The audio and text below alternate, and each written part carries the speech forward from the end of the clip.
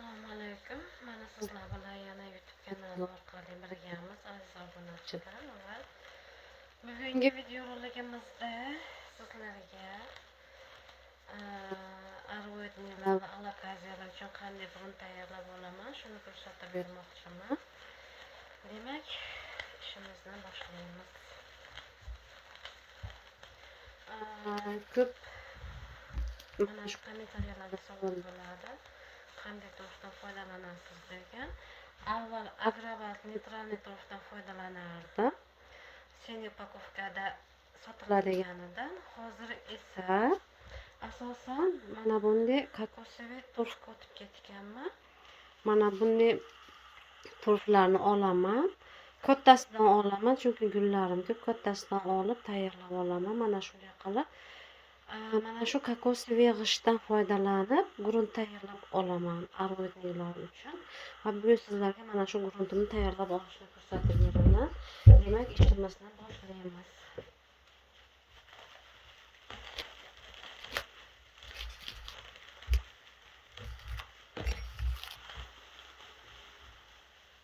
Mana ko'rib turganinglardek kokosovый torfni ochib olamiz. Mana solib oldik. Endi buni doim yoz bo'ladimi, qish bo'ladimi, faqatgina qaynagan suv bilan, qaynoq suv bilan uvitib olaman. Sababi agarda mana shu kokosovый torfni oralarida qandaydir hasharotlar, lichinkalari bo'ladigan bo'lsa yoki qandaydir gribok, zamburug'lar bo'ladigan bo'lsa, mana shu qaynoq suv bilan o'ladi, nobud bo'ladi.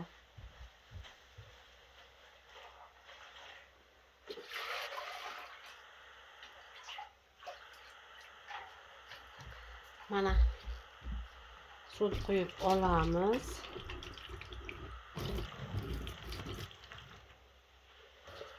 Va torfimiz mana shu suv bilan hozir o'yib turadi. Suvim уже sovib qolibdi. Ancha vaqt oldin qaynoq qilib, qaynagach o'chirib qo'ygan edim gazdan. Hozir esa mana ko'rib turganinglardek birozgina suvim sovib qolibdi.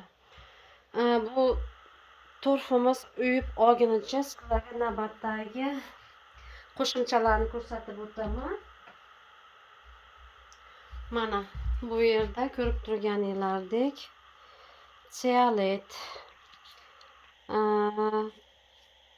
qara, mana bunday qara, mana sasnani qarasi, ceramist, perlit, mana bu esa keramzit maydasi, bu esa mana ko'rib turganinglardek kokosovый chips bo'ladi. Mana shularni qo'shib sizlarga qanday qilib grunt tayyorlab olaman, shuni ko'rsatib bermoqchiman. Ungacha esa mana shu torfimiz uyib olgunicha esa ayrim gullarni ko'rsatib o'tmoqchiman. Mana bu sizlar ko'rib turgan gulim philodendron red emerald deyiladi. Yana buni strawberry shake ham deyiladi. Bu philodendron mana ko'rib turganinglardek buni воздушный qilib olganman va bugun buni ham kesib olib ekib olmoqchiman. Mana shu tepa qismini va mana bu yerdan ham qilganman. Bularni mana shunday qilib kesib gruntga ekib olaman bugun sizlar bilan birgalikda. Mana shu tayyorlab olgan gruntimizga ekib olamiz. Bu yerda esa mana kleyni ko'ryapsizlar. Bugun sizlarga bitta life hackni aytib o'taman. Bu yerda esa mana ko'rib turganinglardek Regal Shields alokaziyasi va bugun buni ham gruntini birozgina stakanchigini kattaroq stakanchikka o'tkazdirib olaman. Bularni asosan bahorda sotuvga qo'yaman deb o'stiryapman. Mana 4 ta bargi bor. Bu yodinglarda bo'lsa birga ekib olgan edik. Mana bu bargi xuddi nosikka o'xshab chiqib qolgan vaqtda hali yozilmagan edi. Mana shu yerdan ushlab mo'qdan sug'urib olganim uchun mana bu uchlari nima bo'lib qolgan? Zararlanib qolgan. Mana undan keyingi 3 ta chiqargan bargi va turunchi bargni ham chiqarishga harakat qilyapti. Holati juda ham yaxshi. Mana barglari juda ham chiroyli. Bu alakaziyadan mana yana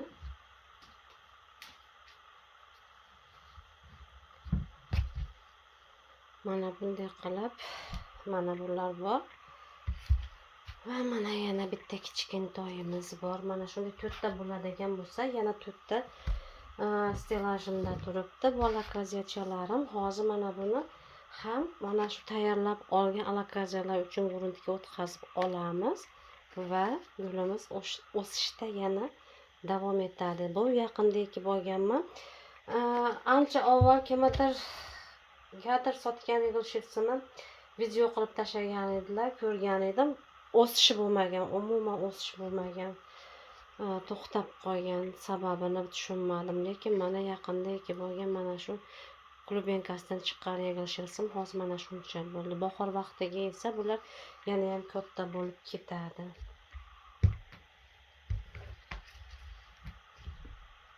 Torfimiz uriyapti, ungacha esa idishlarimizni tayyorlab olamiz.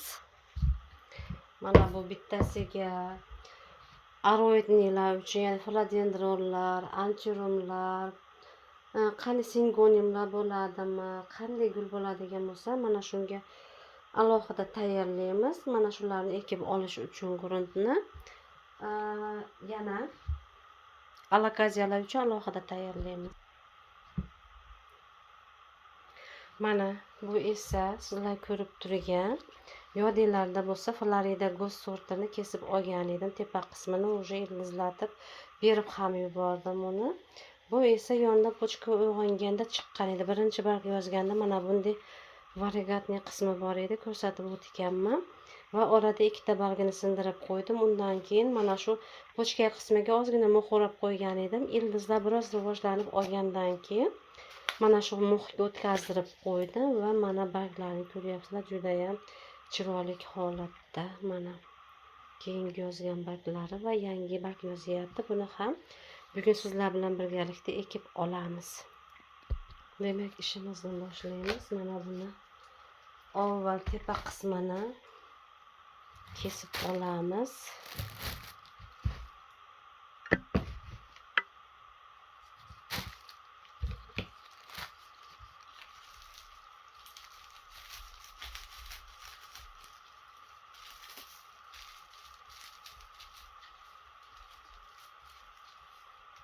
Biroz ko'chilab tashlagan edim.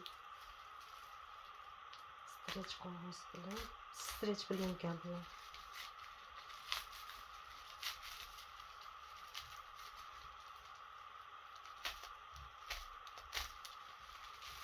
Mana ildizimni kesib qo'ydim birozgina.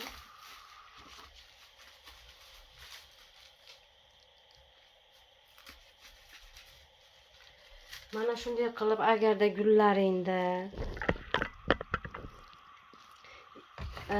suvga solib yoki qandaydir ildizlatib olganini qiynalsanglar, osongina mana shunday vazdushni ildiz chiqaradigan gullarni mux o'rab, salafanda o'rab qo'ysanglar, mana shunday go'zal bo'lib ildizlar chiqarib beradi. Mana va gullar oshiqcha stressga ham tushmaydi, bargini sarg'aytirib ham tashlamaydi. Va chiroyli holatda bu gullarimizni bemalol ildizlatib keyin ekib olib, bir qancha vaqt, 1-2 hafta vaqt teplичка qilib konteynerlarda yoki qandaydir salafanda kiygizdirib qo'yib teplичка qilib saqlaydigan bo'lsak, gullarimiz o'zini osongina tutib oladi va undan keyin bemalol tashqarida o'stirib, rivojlantirib olsak bo'laveradi. Mana ko'rib turganinglardek ildizlar juda ham chiroyli o'sgan. Mana bu ildiz qayerga kirib ketgan ekan.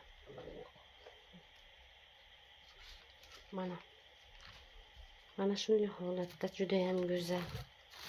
Endi bunga alohida mana lezviya olamiz. doimgidek qo'polligi. Mana shunday qilib gullarni ham tushirib yuboraman-da. Mana bu yerda mana kesib oldik. Mana ildizlarni ko'ryapsizlar. Juda ham chiroyli holatda o'sgan ildizlar. Go'zal holatda. Mana barglari esa juda ham chiroyli. Bu esa Half Moon degan ekan, yarim oy shaklida. Juda ham go'zal holatda. Endi esa mana bu qismini ham kesib olamiz.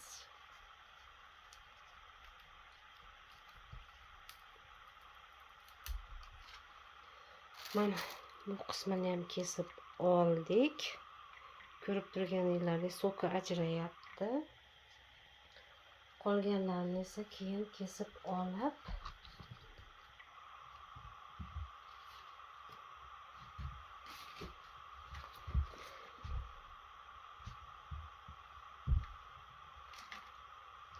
ekib olaman. Buni hozir muxlardan tozalab olamiz. Agar muxlardan ildizlarda bir ozgina qolsa yetadi. Agarda iloji bo'lsa olib tashlash kerak, chunki gruntimiz nam bo'lgandan keyin mana shu muxlar nam turaveradi va ildizlarni chiritib qo'yishi mumkin bo'ladi gruntning ichida. Agar muxni o'zida bo'ladigan bo'lsa, bunday holat yuzaga kelmaydi, lekin grunt bilan aralashganda esa ildizlarimizni chiritib qo'yishi mumkin. Shuning uchun mana shunday qilib tozalab olamiz va влажный salfetkada mana ko'rib turganingizdek mana bu qismini namligi ketishi uchun mana nimasi ham tanasi rozoveligi uchun nimasi ham rozoviy chiqayapti, so'ki ham.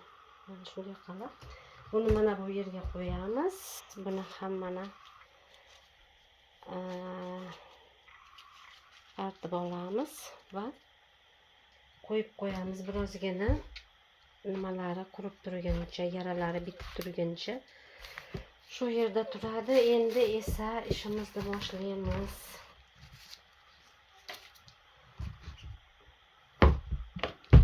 Mana qo'rquvimiz uyib oldi. Hozir suv kamlik qildi. Yetarlicha ozgina grunt tayyorlab ko'rsatib beramiz sizlarga. O'lganlaridan.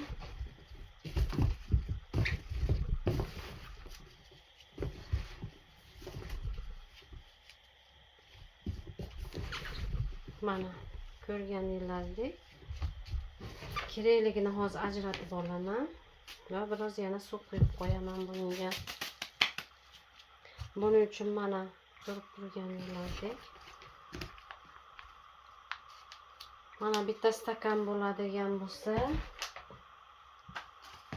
va yana bitta stakanda mana shunday qilib ikkita mana turf solyapman. Ko'rganingizdek bu aroidnilar uchun tayyorlamoqchi bo'lgan gruntim. Hozir ko'rsataman davomini.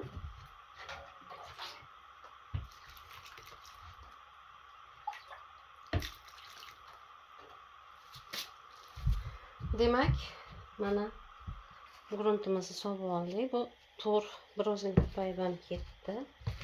Endi bunga mana ko'rib turganingizdek bu qara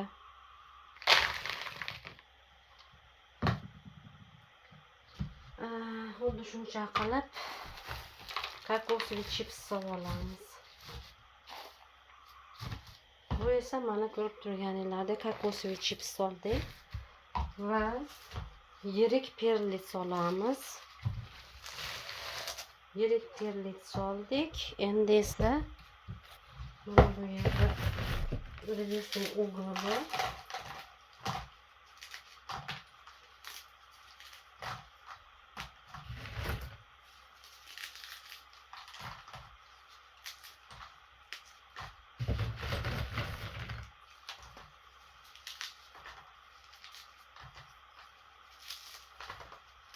buni o'zim tayyorlab olganman.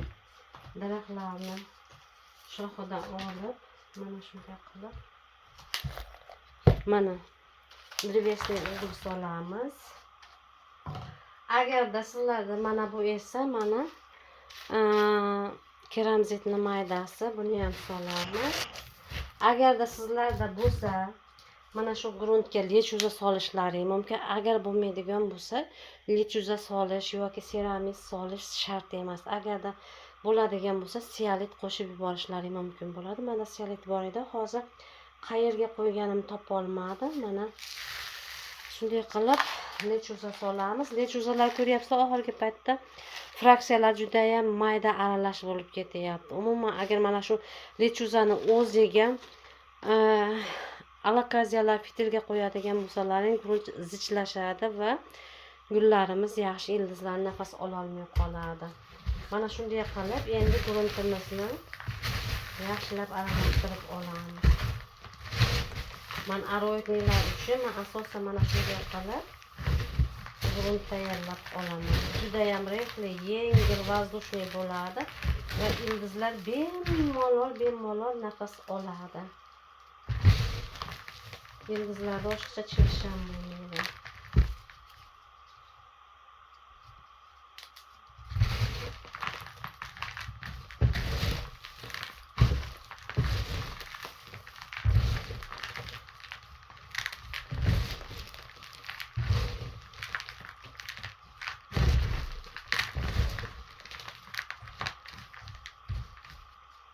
Mana aroidnilar uchun tayyorlab ishlatadigan gruntim xuddi mana shunday bo'ladi. Mana ko'ryapsizlar. Bunga xohlagan inson, masalan, agarda bo'ladigan bo'lsa, bemalol shu seramik solishi mumkin, lechuza solishi mumkin, penastiklo solishi mumkin, lekin bularni shart emas deb o'ylayman, chunki biz sharoitda masalan narxlari to'g'ri kelmaydi. Gruntimiz juda ham qimmatga tushib ketadi. Agar sizlarda lechuza nimalar yo'q bo'ladigan bo'lsa, oddiy mana shu qora perlit, keramzit, drevesniy ugl, kokosovый chips aralashtirib tayyorlab olsanglar ham bo'ladi. Bemalol gruntlaring juda ham yaxshi bo'ladi. Hozir yana bir narsani ko'rsatib o'taman. Mana bu sizlar ko'rib turgan mana sheluxa hisoblanadi, guruch qipag'i risali sheluxa hisoblanadi va buni fermentatsiya qilib oldim. Уже 2 haftadan o'tyapti. Fermentatsiya уже tayyor bo'ldi bu va gruntga olib ishlatsak bemalol bo'ladi. Va mana shundan ham qo'shib yuborsak bo'ladi. Fermentatsiya qilingandan keyin qachon tayyor bo'lganini qanday bilishimiz mumkin? Qachonki agarda fermentatsiya jarayoni tugamagan bo'lsa, mana shu salafan ishib turadi.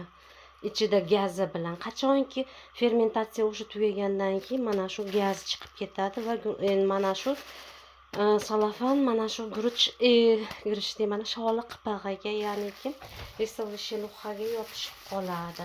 Mana shunda bemalol fermentatsiyadan o'tganini bilsak bo'ladi. Faqatgina bular tayyorlab olgan vaqtda hidi birozgina yoqimsiz bo'ladi. Mana ko'ryapsizlar, mana shunday qilib tayyorlab oldim va buni ham mana qo'shib yuborsak bo'ladi. Agarda mana shunday fermentatsiya qilib turib, kimdadir guruchni qipaqlari, sholini qipaqlari ko'p bo'ladigan bo'lsa, 50 ga 50 qilib kokosovый turp bilan teppa-teng miqdorda nimaga ishlatiladigan bo'lsa, aglanimalar ekiladigan bo'lsa ham juda ham chiroyli, juda ham zo'r bo'lib qo'yadi. Buni asosan men videoroliklarda taylandliklarda ko'raman. 50 ga 50 mana shu guruch qipig'i bilan kokosovый turfni o'ziga ekib qo'yishadi. Juda ham chiroyli bo'ladi ildizlar. Mana gruntimiz tayyor bo'ldi. Endi va sizlar bilan birgalikda mana bu go'zalimizni ekish vaqti keldi. Buni bitta barg yozguncha kutdim, sababi yarmidan kesib olaman degan edim. Mana ko'ryapsizlar, orasiga, mo'xni orasiga nima ham tashab qo'yganman.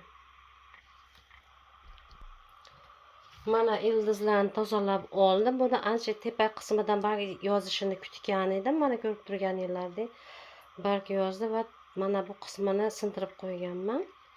Sindirib qo'ydim yaqinda. Shuning uchun mana ko'rib turganingizdek mana shunday holatda bu tepa qismini alohida kesib olaman va pastki qismi alohida qoladi. Shuning uchun uzoq vaqt kutdim. Mana bu tepa qismidagi vazdoshning ildizlari ham gruntga kirib ildizlashini va mana bu yerda mana pochkacha bor. Mana shu pochkacha uyg'onadi. Demak, hozir kesib olamiz bu gulimizni.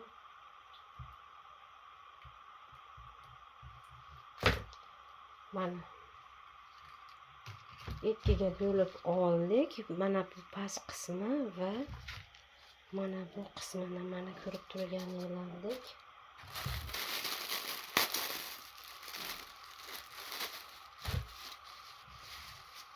Mana bunga birozgina kesilgan qismini quritib olgani qo'yamiz. Ungacha esa sizlarga aytib o'tgan layfhakimni hozir ko'rsataman.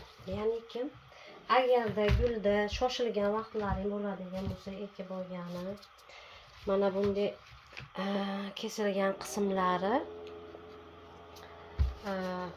bitmasdan turib ekib olsak, bilasizlar, chirib qoladi, namlikka tushadi va mana shu qismidan chirish boshlanadi. Mana shunda chirish boshlanmasligi uchun mana shu qismlarni vosklar, ya'ni shamlar yoki bo'lmasam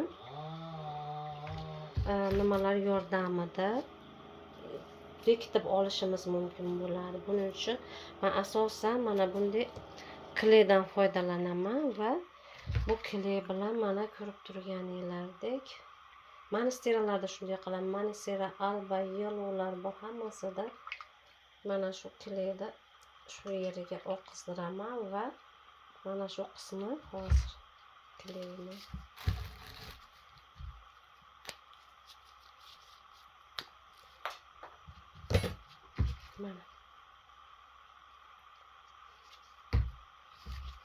mana shu qismini mana klayladik va bunga ham tekkizdiramiz va birozdan keyin mana shu kley qotadi. Qotgandan keyin esa umuman mana shu yerdan chirish bo'lmaydi gullarimizni.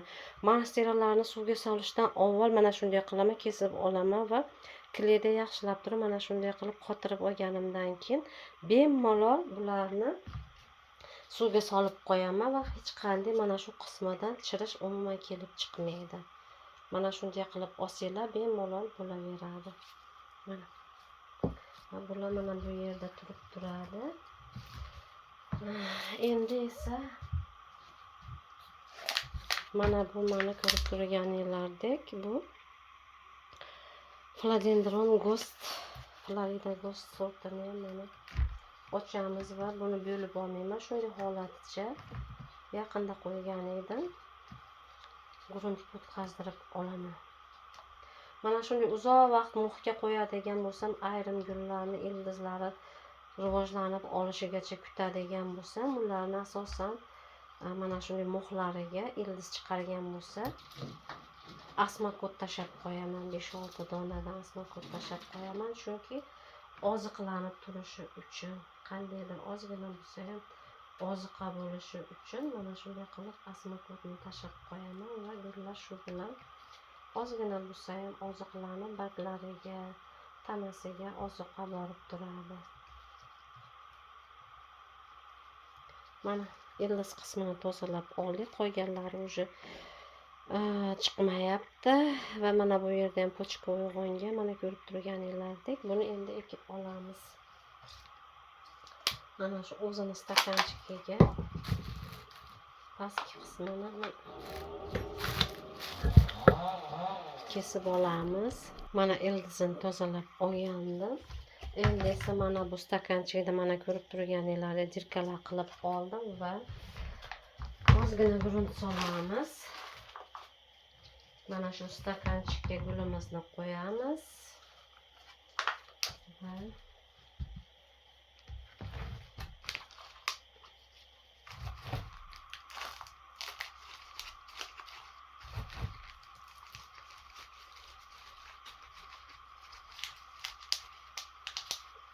mana ko'rib turganingizdek bitta gulimizni ekib bo'ldik, tayyor bo'ldi.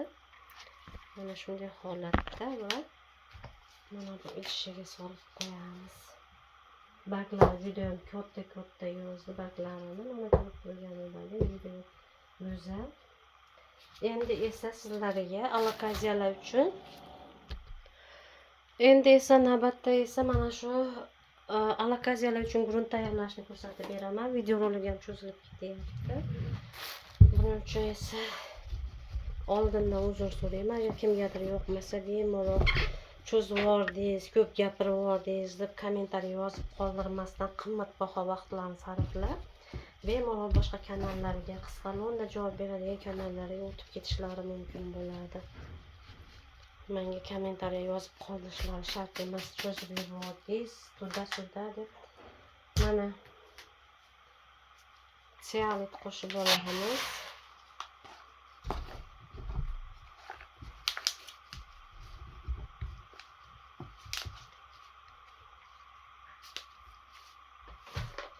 Turf qo'shamiz.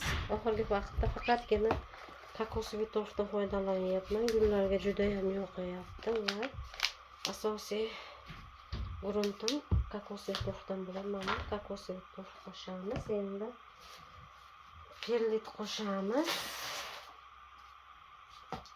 Agarda bo'ladigan bo'lsa seramik qo'shib yuborishlari mumkin. Agar bo'lmasa qo'shish shart emas. Faqatgina kokosli turf bilan perlitni o'ziga ham 50-50 qilib bemalol alokaziyalar uchun grunt tayyorlab olsangiz bo'ladi. Agarda bo'ladigan bo'lsa mana shunday qilib sialit qo'shishlaring mumkin, lechuza qo'shishlaring, seramik qo'shishlaring mumkin va perlit qo'shishlaring mumkin bo'ladi.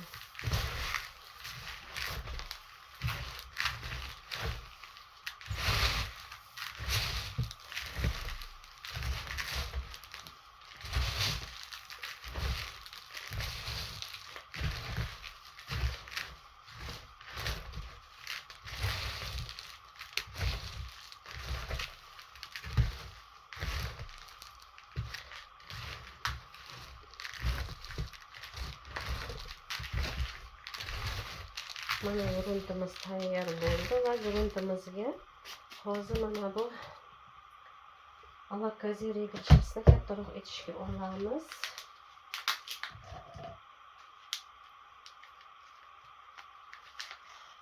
Mana ko'rib turganingizdek ildizlari yaxshi holatda turibdi. Mana bu yerda esa o'sha klubinka qilishni boshlabdi. Mana bu yerda bittagina chirib qolgan ildizi bor ekan. Endi bunga hozir stakanchik olgan edim.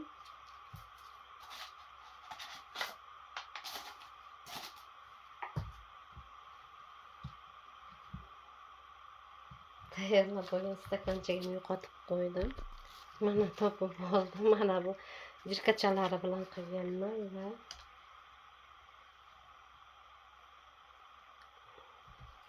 pechenye ipini o'zinikini qo'yamiz. O'tkazdirib birozgina grunt solib olamiz va gulimizni qo'yib atrofidan ozgina bu perivalka yo'li bilan gullarni ekib olish deyiladi. Grunt solamiz.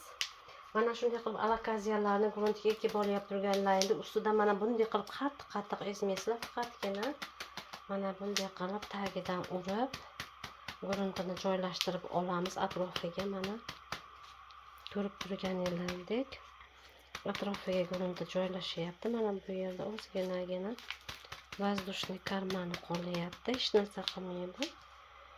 Mana shunday qilib mana ekib oldik va buni yana fitilni nimasiga qo'yib qo'yamiz.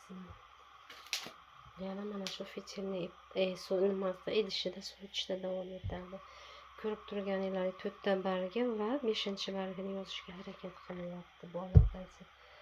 Mana shunday qilib turib mana grunt tayyorlashni ko'rsatib berdim. Qilib ekib tayyorlab turib mana shu o'ringa ekib olaman asosan alokaziyalarni. Agarda alokaziyalarni fitilga qilsalaring mana shunday grunt tayyorlaysizlar. Agarda verxavoy bo'ladigan bo'lsa xuddi mana bu oldingi tayyorlagan aroetnilarga tayyorlagan gruntimdan tayyorlab turib o'shanga ekib olsanglar ham bo'ladi. Sababi agarda mana bunga ekib qo'yadigan bo'lsanglar, bunda mana bunday razrehlitillar ko'p va grunt juda ham tezda to'rfgan grunt juda ham tezda qurib qoladi va ulgurmay ham qolasizlar mana shu alokaziyalarga suv bergani. Agarda mana bu oldingi tayyorlab olgan gruntimga verxniy palifda bo'ladigan bo'lsa, bemalol ekib olsanglar bo'laveradi. Alokaziyalar juda ham chiroyli rivojlanadi va endi sizlarga mana shuni ko'rsatib o'taman. Mana ko'ryapsizlar, mana bityapti va qatib qoladi. Bu qattiq bo'lib, hali nima bo'lgani yo'q ekan, qatib qoladi va qatib qolgandan keyingina gruntga ekib olganimdan keyin bu umuman hech qanday nima bo'lmaydi. Buni